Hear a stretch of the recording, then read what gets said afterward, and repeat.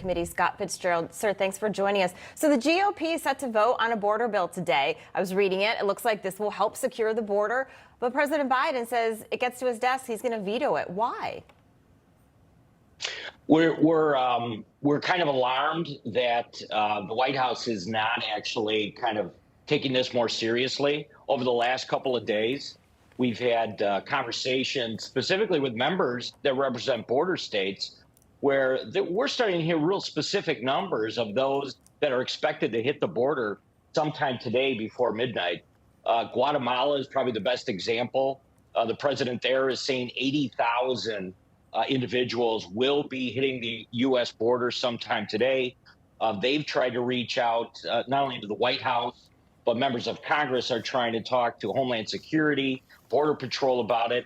And quite honestly, it's just it's not being taken seriously. It's a real concern at this point. Congressman, we had Mark Morgan, used to run the Border Patrol, on with us earlier this morning. He said right now they're seeing on average 10,000 illegal crossings a day. That's the most the Border Patrol's ever seen. If you average that out over the course of a year, it's 3,650,000 illegal crossings in one calendar year. That's Joe Biden's America. Back to the bill. Do you have the votes? They do.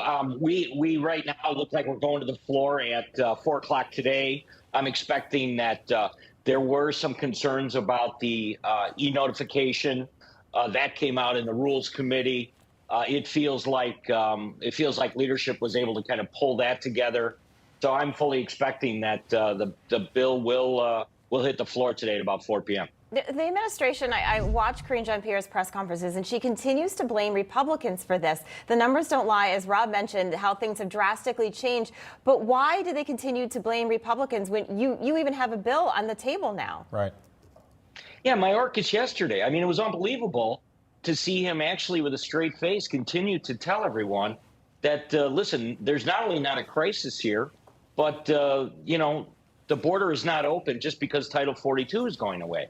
I mean, you don't have to be a member of Congress to understand that certainly there is a message being sent globally to anyone who may want to come in and just claim asylum that this is the time to do it. And if you don't get under the wire, it's going to get more difficult again.